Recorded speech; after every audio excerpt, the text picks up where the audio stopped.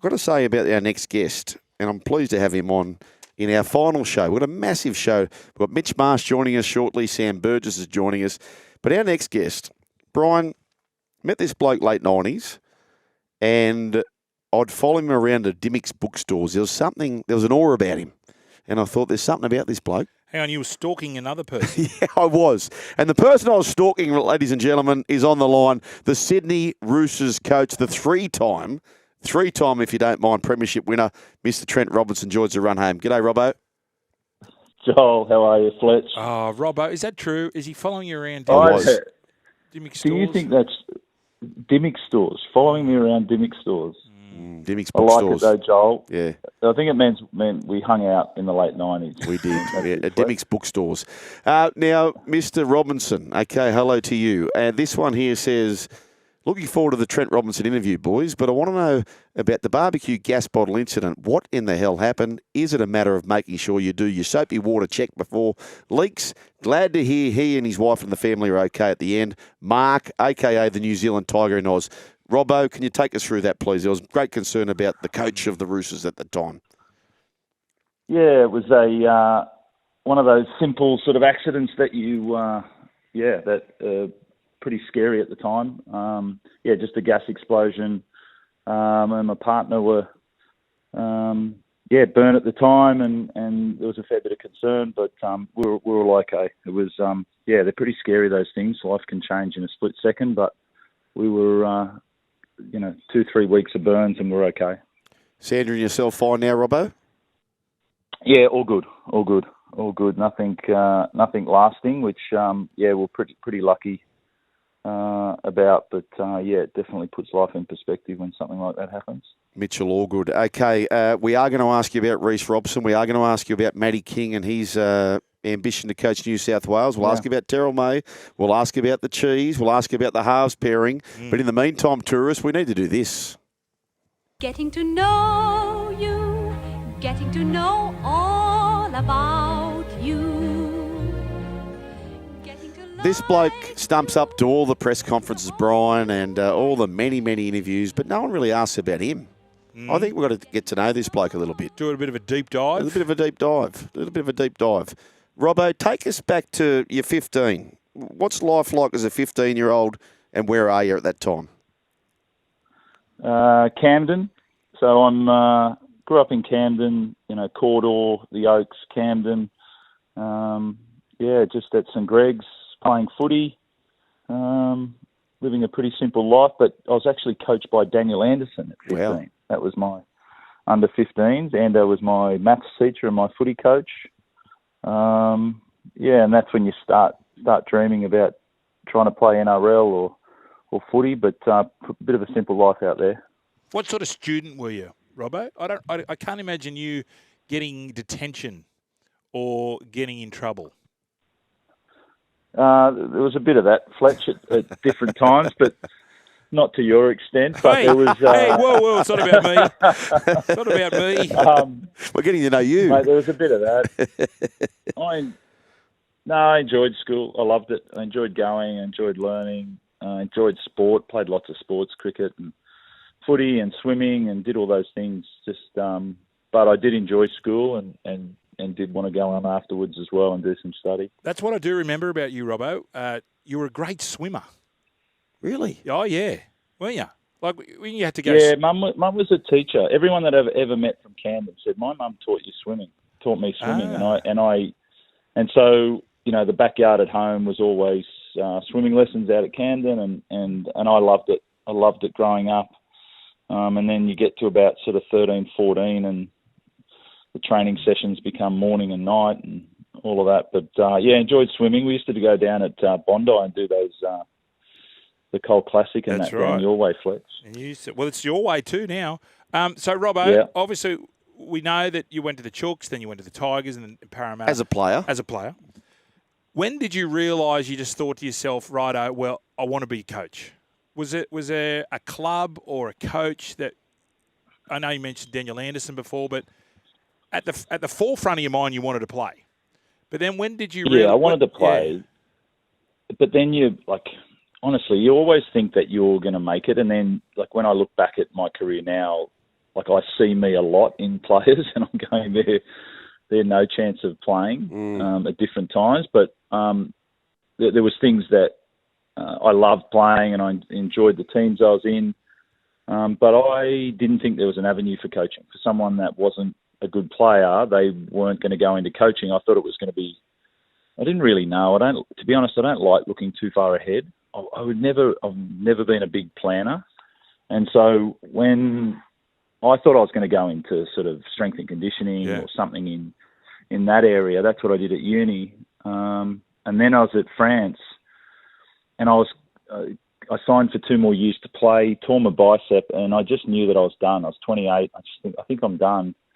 And then a week later, they offered me to coach the team I was at, Toulouse, or I had a job going strength and conditioning at Western Force when they were starting up in Union. A guy called Hayden Masters was heading over there. And I had a bit of a sliding doors moment whether to go to Western Force or coach at Toulouse.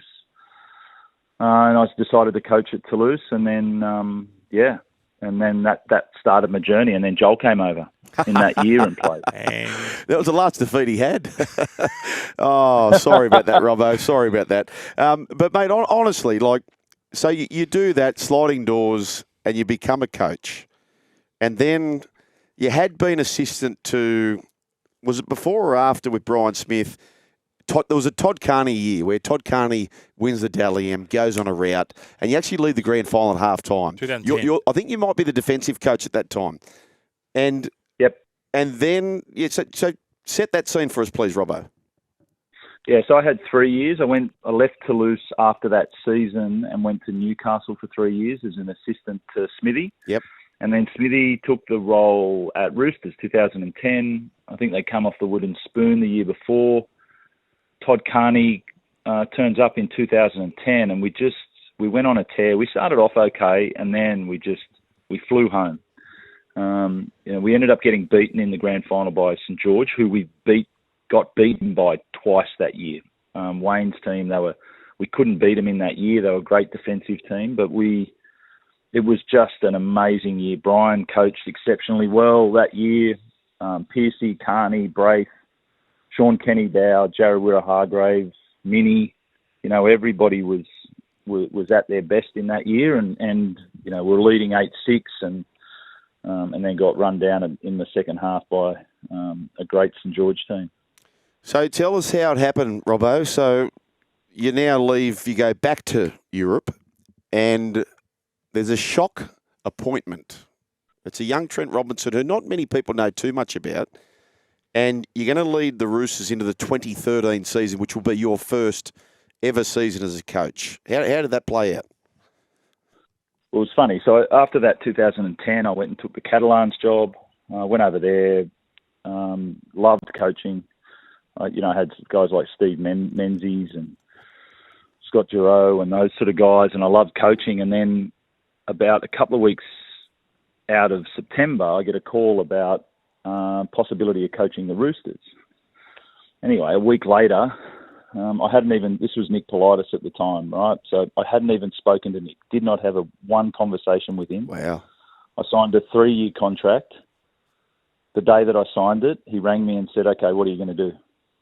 That's a typical Nick. He knew what he wanted. I'd obviously coached there 2 years before, but I signed for 3 years and then asked me what am I going to do, and I fumbled over some things. I was in the south of France. I wasn't watching too much NRL at that stage. And then I came back at the end of October, my life changed. Coming back into the Roosters, and I walked into a really good team. We had to make some changes there that bolstered it. I think obviously Sonny came in, but we signed Michael Jennings and Luke O'Donnell in that pre-season as well, which was a huge buys for us. And we obviously had a great year. Hey, Robbo, we've got to move on to the questions around Reece Robson, Matty King, Terrell May, the Cheese, the halves pairing. Final question about your life, though.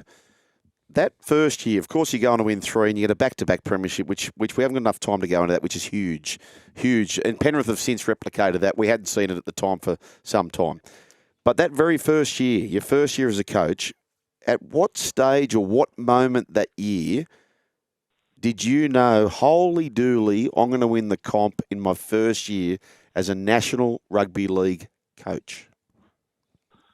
So halfway through that year, we had a bye, and we had a staff meeting. We're doing a mid-season review. And I remember at that time we talked to the staff. Everyone was doubting us. We had a bit of a soft draw to start the first 4 or 5 games. And then we started to play, I think we played Manly, Melbourne, sort of round 8, 9. And we won those games. And we went into the bye. And I remember talking to the staff and I said, this team's ready to win the comp, but we've got to make sure we are. I wasn't sure if I was ready to win the comp as a coach.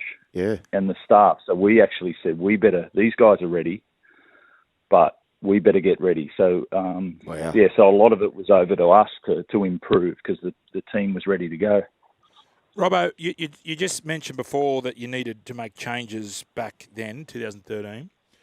Next year, this is going to be quite unusual for you. No Jared, no Luke Keary, who's been there. Joseph Squared. Is this a year where you're going to you're going to be competitive, I understand that, but is this a year where you're thinking, righto, I just want to get these young kids through, give them a taste of first grade? Because I know, and a lot of other people know, that you've got some gun kids coming through. Or are you saying, nah, the team I've got, we can win the comp? So the two things are, Fletch, it's like, so you're right, we are going to play these kids. We've set up an academy for the last 5 years, and now we're seeing these kids come through. We've signed Chad Townsend, and that's it for this year. So that's the one signing, and we've lost 7 or 8 players. But we believe in these kids that are coming through, so they're just going to play. But then how do you not? The biggest thing I want to make sure is that we don't put an asterisk next to it and say, oh, well, that's an excuse. No. We want to play as well as possible and go as deep into the year as possible. So for us, it's play them, develop them, and get as many games into them, but also believe in what we can do. I've got 3 whys.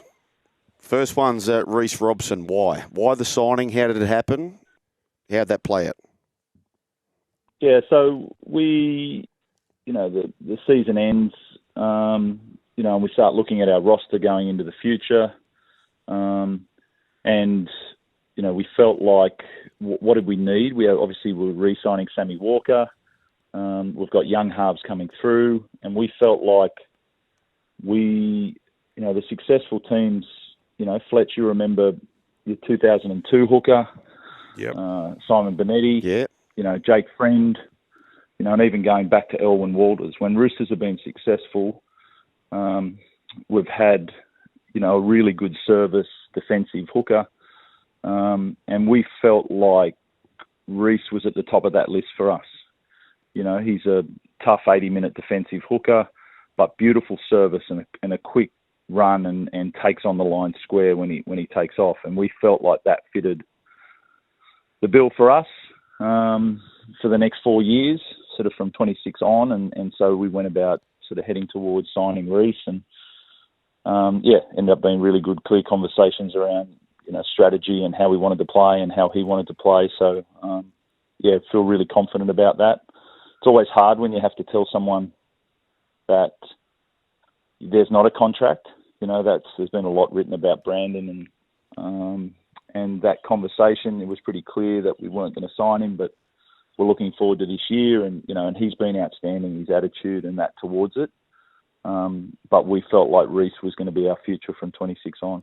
That was my next question. So you'd spoken to the Cheese prior to the signing, or did you just say, look, this is the way we're going? Yeah, obviously Brandon. Didn't speak about. Brandon. I just told Brandon. I think it was either late October or the first week of November. Just said, look, there won't be a contract. We're not going to offer a contract for 26, and we're going to look for another hooker. And he asked about 25, and I just said, look, it's as per. Yep. And he was like, look, I'm really focused. He was outstanding. The conversation, he was, okay, I understand, but I can't wait to get ready to get back and get going for 25. All right, the next one. He's shown that every day. Yeah. Sorry, Robbo. The next one, Terrell May. Right. Terrell May. Obviously, you and the club have their reasons. From looking on the outside, looking in, I thought this kid is going to be playing Origin within the next 2 or 3 years. Why do you feel that he wouldn't fit in or isn't a part of your future plans? Yeah, so there was, Terrell, it's a hard one when you say to someone, look, there's not a future here, but you've also played him in every game, right? So that seems like it's a bit confusing to people, but we also knew some of the younger players that were coming through. We felt like we had good forward stocks, and we also there's a certain style that I wanted to sort of play in the way that we attack the game, and it was just slightly different to how I thought Terrell was going to develop. And I still think he can play at the highest level. He's shown that in big games, but there was also space that we wanted for some of the guys that haven't played yet to come through, and we felt like we had enough in that position, to create some space and not sign. People thought we were going to sign someone to come into that space. That wasn't the case. So, it's really hard, those ones, because people question Terrell, but nothing. He hasn't done anything wrong. But it's good to see that he got a bigger contract and closer to home, and there'll be a fire in his belly come the next couple of years as well. Hey, Robbo, we'd love to have you for another hour. And, mate, we're very appreciative. This is our last show of the year. We've got a massive show. Mitch Marsh coming up. We've got Sam Burgess coming up. But we are very grateful for your time and your sincerity and your honesty. Congratulations on what you've achieved to this point. 3 premierships since 2013, folks. We're only going into 2025. And this bloke has had a large chunk of those premierships and success and minor premierships. Trent Robinson, you always stump up. You always have your say. And we are very, very grateful here on the run home with Joel and Fletch. Thank you, Robbo. All the best to you, Sandra, and the family for a great Christmas. Have a good Chrissy, Robbo. Yeah, thanks, boys. Have a good Chrissy.